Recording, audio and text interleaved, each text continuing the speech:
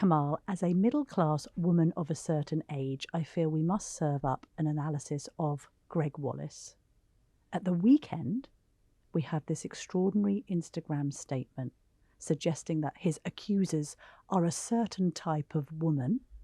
And then, just as we were recording this podcast, another statement in an altogether different tone. I want to apologise for any offence that I caused with my post yesterday and any upset I may have caused to a lot of people. I wasn't in a good headspace when I posted it. I've been under a huge amount of stress, a lot of emotion. I felt very alone, under siege yesterday when I posted it. It's obvious to me I need to take some time out. So why are we talking about Gregg Wallace? Well, it's hard to avoid him. All over the papers again today. The story, to be fair, seems to be being fueled by him himself, let alone comments made about his past behaviour and then analysis of whether it's right or wrong. Let's just run you through what's been going on. So it's 5 days since Wallace stepped away from MasterChef after the BBC launched an inquiry into allegations of sexual misconduct. They did that on the back of a Telegraph investigation, speaking to people who he had come into contact with during his time at MasterChef, who gave rather disparaging reviews of his conduct as a host of that very famous show. So there's currently a sword of Damocles hanging over MasterChef as a series. It's currently airing on the BBC, and there's a Christmas special planned in the coming days. We don't even know what's going to be happening to tonight's show on BBC One, Kamal. We might need to film an update to this podcast if it has been pulled from the airwaves. The Labour MP Rupa Huck has backed calls for the show to be canned, suggesting it would be, quotes, triggering for the women involved. In fact, any woman involved in any types of similar incidents, which I would imagine wouldn't be the kind of language that you want to be hearing at the BBC now. No, that's going to go straight to Tim Davies in tray. He's the Director General of the BBC, and Rupa Huck has certainly broadened this whole debate beyond the behaviour of one presenter into why has the BBC, to many critics, been too slow? It's known about these allegations for many, many years. And why hasn't it been more aggressive? If you go onto iPlayer, Gregg Wallace and the Christmas special are all being promoted as part of the BBC Christmas festive broadcasts. And Rupa Huck says that is sending a signal that somehow Gregg Wallace is still loved by the BBC and is a prominent part of their celebrity lineup for Christmas. Downing Street doubling down on that as well. So we've obviously had a lobby briefing where somebody speaks on behalf of the Prime Minister and has used this phrase about the comments that he has subsequently made being inappropriate and misogynistic. Let's listen to how Gregg Wallace responded to this saga on his own Instagram feed. There's been 13 complaints in that time. Now, in the newspaper, I can see the complaints coming from a handful of middle-class women of a certain age just from Celebrity MasterChef. This isn't right. It was a Telegraph investigation that actually triggered the BBC looking into Gregg Wallace's behaviour. Our investigations team spoke to more than 20 former MasterChef staff who have made allegations. They include that Gregg Wallace made sexist and offensive jokes, talked about his sex life, took his top off in front of junior female staff, and made comments about their bodies. Well, our investigations correspondent Sophie Barnes joins us in the Daily Tea studio to explain how it all began. Sophie, lovely to see you. First of all, I mean, it's the Instagram video that everyone's talking about. What's your reaction to what we just heard from Wallace? I would say, first off, it's categorically untrue. The 21 people we spoke to were both men and women and a variety of ages. So I think what he's referring to there are the women who've gone on the record. So Ulrika Johnson, Asma Mir, Kirsty Walk. I'm trying Emma to think Kennedy. of women who fit the bill of being middle class and of a certain age. Kirsty Allsop, she might fit the bill. So yes. And I think what that speaks to is a fear amongst people working in TV generally to speak out about these things. When we were speaking to all these different sources, across the board, there was this feeling of there's a huge power imbalance in TV. And it's very hard for very junior people to speak to the press about concerns they might have about someone's behaviour without fearing for their career. They're largely freelancers that work in TV. They go from job to job. It's all word of mouth. Your reputation really hangs on who knows you and how well you do your job. And so I think people were very, very scared to speak out and jeopardise a career that seems so precarious to them anyway, particularly as TV at the moment seems to be really struggling in terms of the lack of jobs out there for people. I thought there was a very interesting piece in the Telegraph today by Rowan Pelling. She became famous. She was the editor of a magazine called The Erotic Review. And she makes the point, Sophie, very similar to you in her piece, that the women that have been part of the criticisms were often doing it on behalf of the many young people who were in a much more precarious position, as you say, Sophie. And she writes, Emma Kennedy, one of the women who did complain, and she was on a Celebrity MasterChef episode. She said, Emma Kennedy made it crystal clear her own complaint was on behalf of a young female member of crew who claimed that she saw Wallace behaving inappropriately towards. This is the never ceasing work of older women in offices, TV studios, Westminster, pubs, wherever really, to speak up for the younger ones who fear they may be dubbed difficult. I mean, Camilla, you've been working in television for many, many years.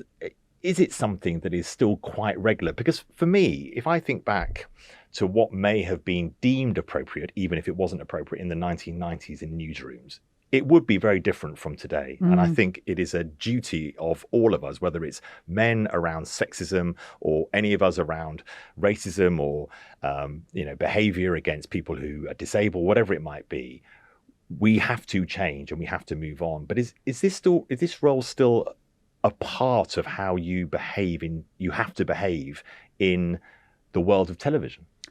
But surely in the world of television, with the world being as it is now, and people turning around, particularly women, and saying, #MeToo or enough's enough, that actually you have to hold yourself to a higher standard because you're in that position of power and responsibility. Let's have a look at some of the allegations, Sophie. One woman who worked on MasterChef said Wallace had mimicked a sex act on her. The same woman claimed he had walked into the studio, quotes, completely naked except for a sock pulled over his penis before doing a, quotes, silly dance. Now, Wallace protests his innocence, but I would suggest that this goes beyond the realms of bants. You and I have bants. You and I quite often take the mickey out of each other, both off air and on air. I would like to think that we have never said anything to each other or our staff that has made them feel uncomfortable. This is where the Rubicon appears to have been crossed. And actually, the kind of language that you might have been able to use about women or anyone else in the 80s and 90s simply is viewed as completely unacceptable today. It was unacceptable back then, but as you've pointed out, Sophie, nobody really felt in a position to challenge it. And that's what's different here. And we also have to accept Wallace's role in making this once again front page news with this extraordinary Instagram video. I mean, honestly, not to sort of undermine the seriousness of all this, but this is a man who appears on telly, regularly sort of shoveling things into his mouth. Please put something in your mouth and be quiet. He has made it 1,000 times worse. Before he recorded the Instagram video, people were sort of looking at it, well, on the one hand and then on the other. And now it just seems that he's completely tin-eared. And that's part of the issue here. Are you taking seriously enough the complaints that have been made against you? Sophie, did you get a sense of the people you were interviewing that they had tried to raise this? Because one of the big questions is, not just Gregg Wallace's behaviour, but also the BBC response and the maker of the MasterChef, Banijay, what they did. Were they speaking to us because they had been frustrated by the fact that they hadn't been able to get these issues raised and resolved within the television industry?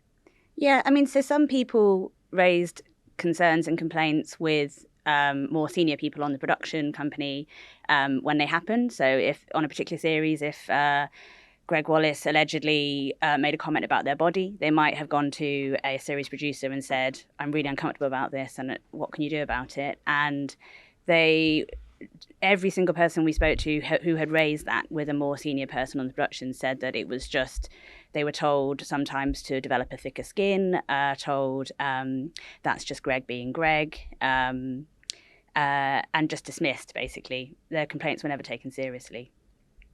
That's the thing about this, by the way, like some on his side, and he deserves his supporters, he deserves a right of reply, he must be able to defend himself. But it's sort of becoming a debate between people who are saying, oh, well, you can't say anything these days, and people who are saying, well, okay, but we all respect people's freedom of expression and speech and for them to be themselves. I'm certainly not into policing people's thoughts or comments. But what this comes down to, like all of these different sorts of episodes, is an issue of politeness. You know, if people are finding you offensive and are feeling uncomfortable and are in a position of inferiority to your superiority because you are the star of the show, then there is a need surely to moderate behaviour.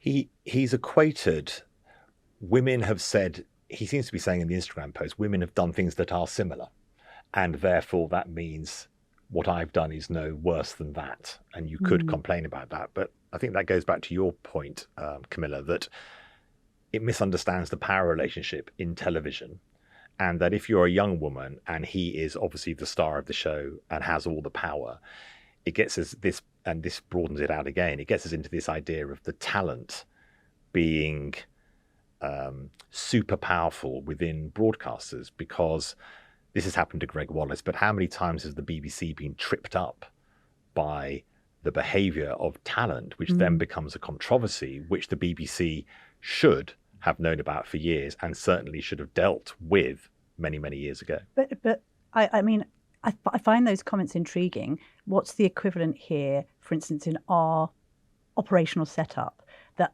I, as a middle-class woman of a certain age, if there are young men working on the team, constantly make remarks about their bottoms, their love life, their sex life? Like, what would your reaction, like, genuinely? Yeah, that would be wrong, actually. In your experience, how many older women working in telly have you ever observed making inappropriate remarks about younger men? I'm sorry, it's as rare as unicorn poo. It is certainly rare, but I think that that's the type of thing that would have been acceptable, again, a few years ago. But because the power relationship isn't often wielded by senior female executives in the media, because there aren't simply, or weren't, enough senior women. So I think the whole debate has changed about that. Would also be inappropriate, not in the same way as a man doing it, because there's a power relationship, there's the physicality of it. It might be more common for women act. to bully and harass younger colleagues, perhaps. I mean, we're not impervious to doing bad things in the workplace. I just thought that equivalence. Are women, they're often using sexual banter in the workplace. I was scratching my head going, are they? I'm not sure. Not that I've observed. What do you think, Sophie? The BBC have obviously defended themselves, and we'll get on to their defence later. But where do you think, Sophie, this story's going?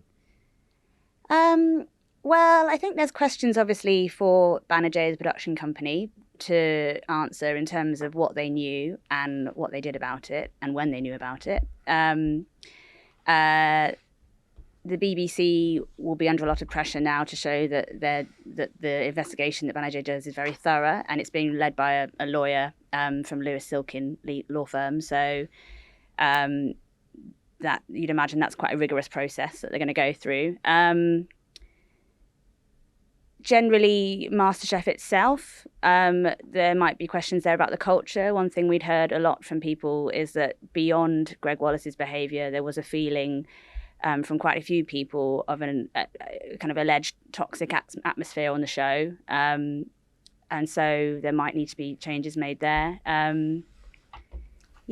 don't think the story's over. What did Wallace say to you when you put these allegations to him originally? Lawyers for Wallace told BBC News that it was entirely false that he had engaged in behaviour of a sexually harassing nature. Banijay, the production company, has said in a statement, Banijay UK's duty of care to staff is always a priority, and our expectations regarding behaviour are made clear to both cast and crew on all productions, with multiple ways of raising concerns, including anonymously, clearly promoted on set. Whilst these are historical allegations, incidences brought to our attention where these expectations are not met are thoroughly investigated and addressed appropriately. On Saturday, Banijay UK announced it had appointed a law firm to lead an investigation itself into Wallace's alleged misconduct.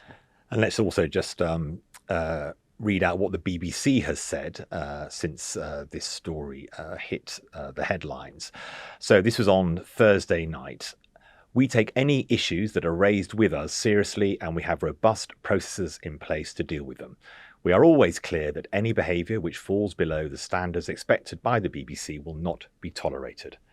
Where an individual is contracted directly by an external production company, we share any complaints or concerns with that company, and we will always support them when addressing them. I suppose the other way of looking at this, Kamal, and let's just put the shoe on the other foot, because he has had supporters coming forward saying, he has had people coming forward giving very supportive feedback to the Instagram video saying, I was a contestant on MasterChef, you were a joy to work with.